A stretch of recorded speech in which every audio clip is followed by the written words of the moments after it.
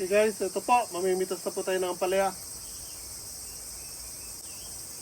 First one, again, first official harvest po natin ng ampalaya dito po sa farm.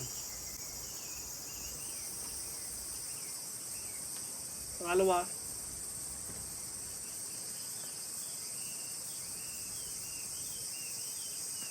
pangatlo,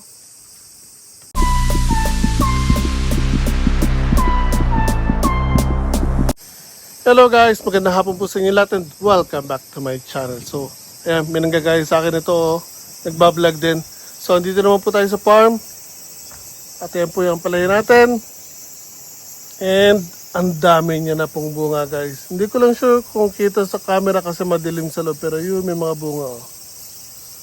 So, today, mag-harvest tayo ng ampalaya.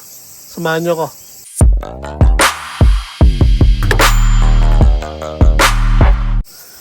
Okay guys, so tulad ng sabi ko, mag-harvest tayo ng ampalaya. So, first official na harvest ang gagawin natin today. Ayan o, may ilang piraso na. Hindi pa siya ganun karami pero may ilang piraso tayo mapipitas ngayon. And samahan na rin natin ang talbos ng ampalaya. Popost natin at ibebenta. So, pamimitas tayo ng ampalaya. At talbos ng ampalaya, tapos iaalok natin. Ayan guys, oh, yung haba. So, sa mga makakapanood to at gustong umorder, message na po agad kayo. Mamitas na tayo. Okay guys, ito po, mamimitas na po tayo ng ampalaya. First one, again, first official harvest po natin ng ampalaya dito po sa farm. Pangalawa,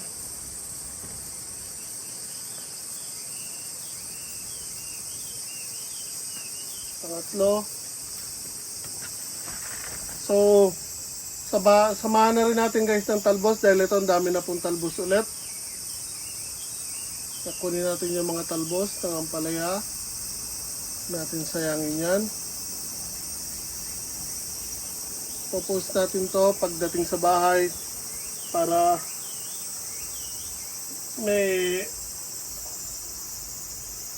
makita agad ng mga kaibigan natin at sa mga gusto mag-order, order na po kayo.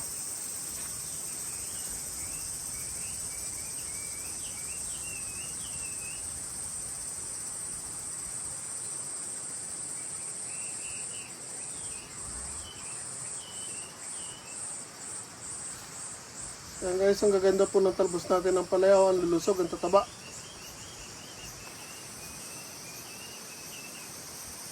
So yung mga nakalaylay, later iayos din natin yan para hindi po sila bumagsak. Ang dami pa mga bagong bunga. So, mukhang magiging maganda ang harvest natin ng palaya dito guys.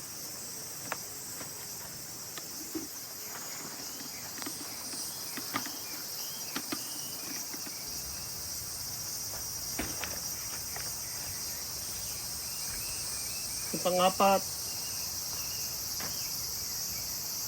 At ang daming sa taas ng balag.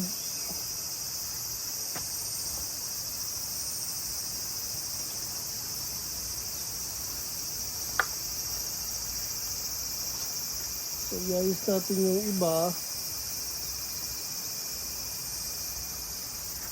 Umabagsak kasi sila dahil yung gap ng Hawaiian na tali medyo malaki pa. Kaya, yung ibang mga bagging or mga talbos ng ampalaya, bumababa. Pero once na makadikit sila dyan sa kabilang balag, mawawala na po yung gap na yun guys. Pwede kang sayari yan. Sorry. Pala may talbos pa pala dito.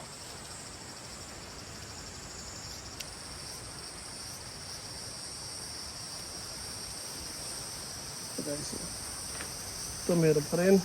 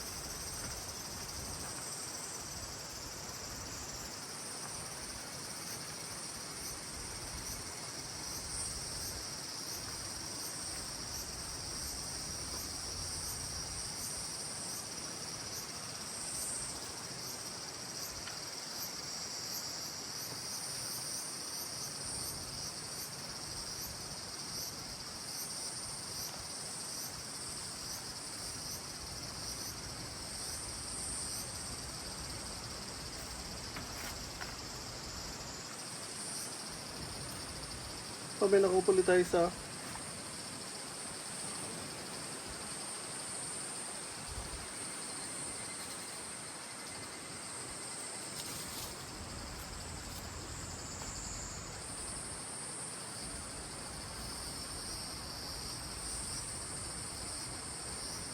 okay, lipat naman tayo dun. Samahan niyo ako.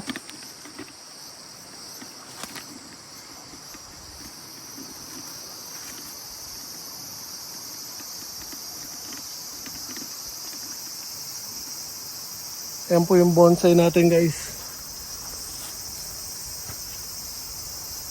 Hindi ko pa rin naililipat. Sobrang busy.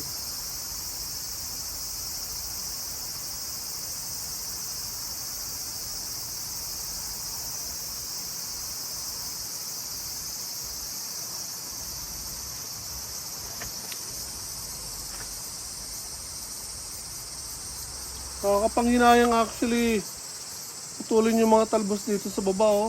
Ang tataba kasi guys. Kaya lang, hindi naman natin kasi pwedeng hayaan silang humaba lang ng humaba sa baba kasi makakaagaw sila ng nutrients sa main na puno natin. Kaya kailangan natin linisin yan para mas magbunga ng marami yung puno natin ng ampalaya. Kailangan natin itrim palagi yan.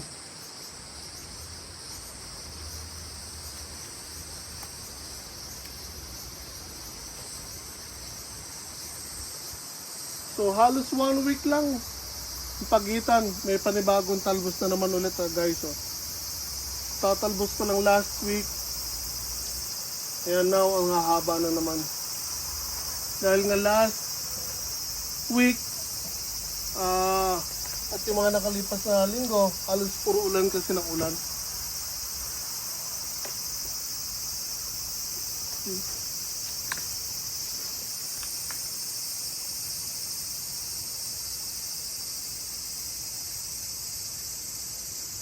Ang dami na natin naiipon, talbos pa lang guys. So medyo maliit pero mataba. So, natin ito.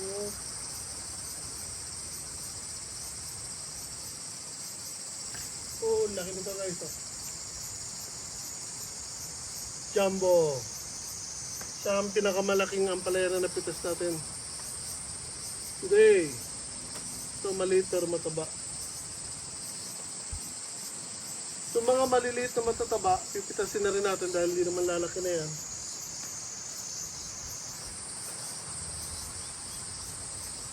May hinog na lang yan. Oh.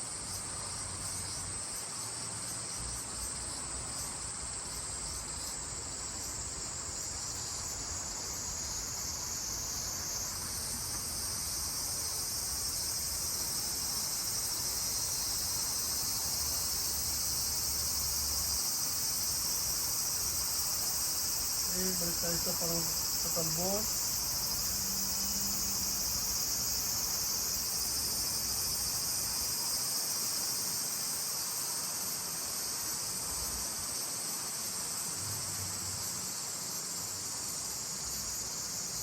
I think pinaka pero pa isa doon.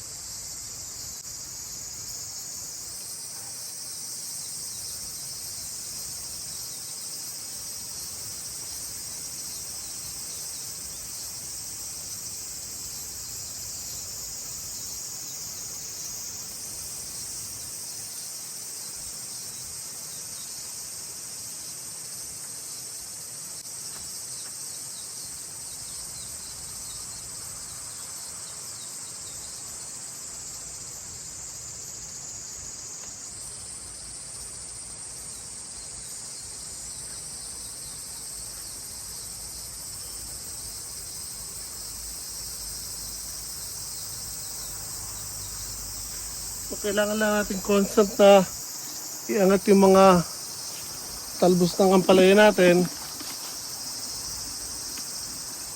para sa taas sila gumapang. Tingnan to guys, ang daming talbos. Oh. Okay, ay nakatagilid. So hitik na naman sa talbos guys. Oh. Again, last week sa kukuha lang natin ng mga talbos, kalilinis lang natin nito guys. Ang dami na naman.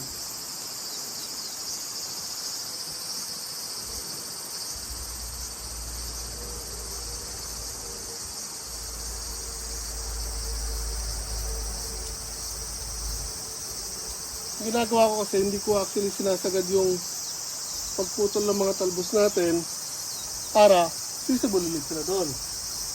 Kasi nga nagbebenta tayo ng talbos. Isasagad natin yan, may tutubo pa rin naman yan. Pero ibig sabihin, pag hinayaan mo may pasobra mula doon sa main na bagging, maglalabas ulit siya ng panibagong talbos agad. Kaya yun po ang ginagawa natin. Okay.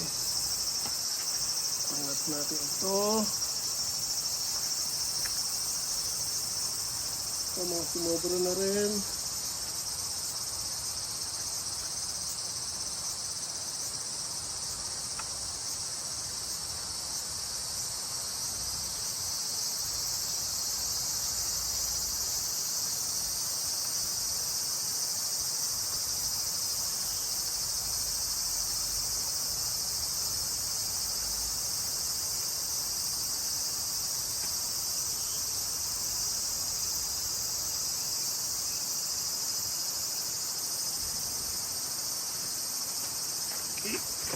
Dami ng talbos guys.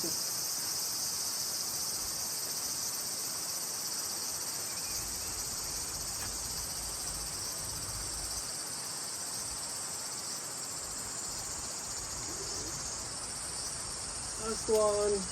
Meron pa pala ito. Ito maliit pa pero pipitasin natin kasi ano, kaliko.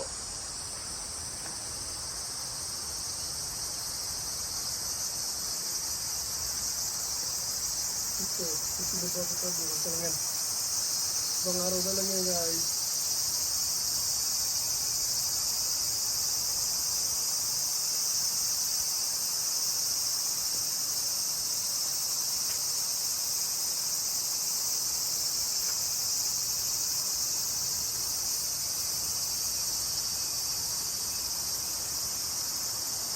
So kung mapapansin nyo, hindi ko totally sila pinututok dahil ito medyo maiksi pa. So pwede ko siyang hayaan, tapos kukunin natin ng bukas o makalawa para meron ulit tayong makukuha pa ni bagong talbos.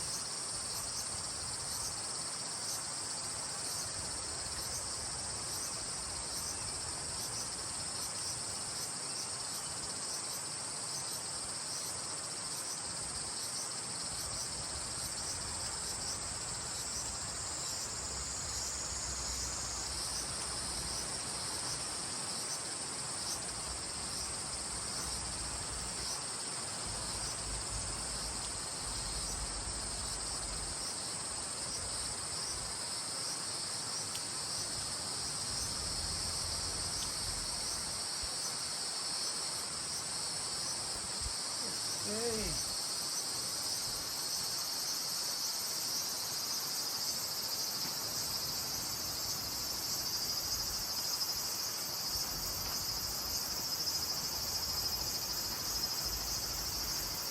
Okay, that's it.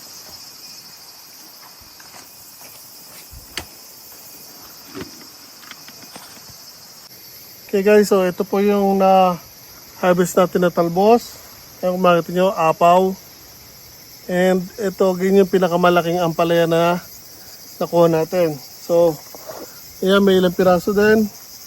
Meron ding maliit, pero again, hindi naman hahaba na kasi yan.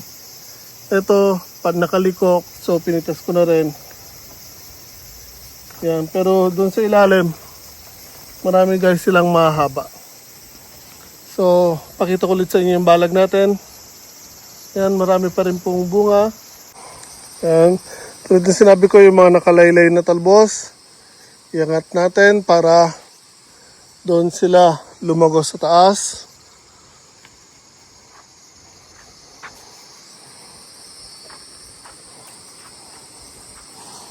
Yan, para kumapal sila dyan sa taas.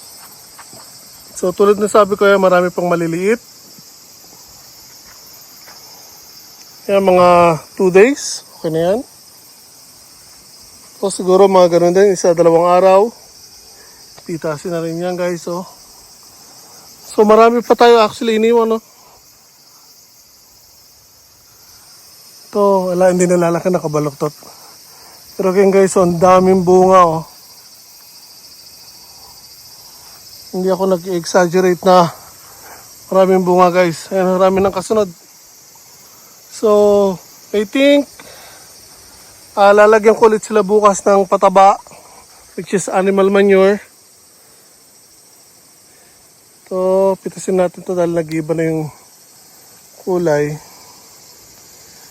Magdidilaw na siya. Hindi pa naman agad pero hindi na rin lalaki yan. Pero again guys, ano, daming bunga. Yan, sarapan ko. So, bukas, balik ako dito. Lalagyan ko sila ng mga pataba. Again, animal manure po ang ginagamit natin pataba. Ang daming bunga. So bukas, again, ayusin natin sila dahil ang daming bunga niya nakasunod. So, kailangan natin lagyan ng pataba para mas lumaki agad sila na maayos at tumaba pa yung mga bunga ng ampalaya. And mas mag-produce pa sila ng mas maraming bunga.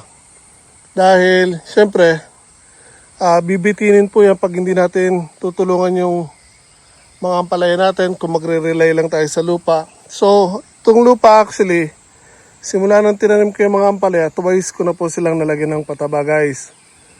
Twice na yung may chemical na nabibili na pellets, tsaka yung chicken manure or dumi ng manok. Yun po ang ginagamit kong pataba dito guys. Yung dito sa garden natin, puro chicken manure ang ginamit ko. Yun naman doon sa labas, yung dating taniman ng palay, 6 na toneladang dumi ng baboy yung ginamit natin doon. Bali, 3 truck na tigda 2 tonelada ang tinambak natin doon. Okay guys, again, ayan po yung mga susunod natin pitasin. Iniwanan ko muna sila dahil wala pa naman tayo actually orders guys. So ayan, dahil iniwan natin to, ito mga 1 to 2 days pwede na pong pitasin yan. Marami pa po doon sa loob. So hindi natin kailangan pitasin agad lahat yan kung wala naman bibili pa. So kaya lang natin dyan, pag may mga nag-orders, doon natin pipitasin yan guys. Again, ito po ay tsura ng ampalaya natin guys. Tingnan niyo po, ang hahaba nila at matataba yung ampalaya. So, sa mga gusto ng ampalaya dyan, order lang po. Again, meron din tayo ditong talbos ng ampalaya, talbos ng kamote, may kamatis tayo, may pipino, talong, sitaw. So, for now, yun pa lang ang binibenta natin. Marami pa tayong tanim dito, kaya nga lang hindi natin binibenta iba. Marami tayo ditong carrots, may okra, may kalabasa, bell peppers. Nagbebenta rin pala tayo ng bell peppers sa mga gusto. At siling pineresco, yung pansigang. Yung mga siling labuyo, maliliit pa. So, hindi pa pwede yun. So, for the meanwhile, yun pa lang ang mga binibenta natin dito. Again, ampalaya, talbos ng ampalaya, talbos ng kamote, kamatis, pipino, talong, bell pepper, okra pag maraming pitas lang. Pero ipopost namin pag meron. Sitaw. So yun po, sa mga gusto mag-orders, message lang po kayo. So ayan guys, again, silipin natin ang loob. Ayan o. So hindi ko na rin masyadong papahabayin to guys. Again, first official harvest natin and ayan po. Marami pa rin tayong naiiwan. At marami pa rin mga kasunod. Ayan o. Dami pang kasunod ng mga ampalaya. So, kung nagustuhan niyo po ang binahagi ko sa inyo guys, pakilike naman po video na to, share sa mga kaibigan niyo, and subscribe na rin po sa channel ko. Ingat po tayo talaga.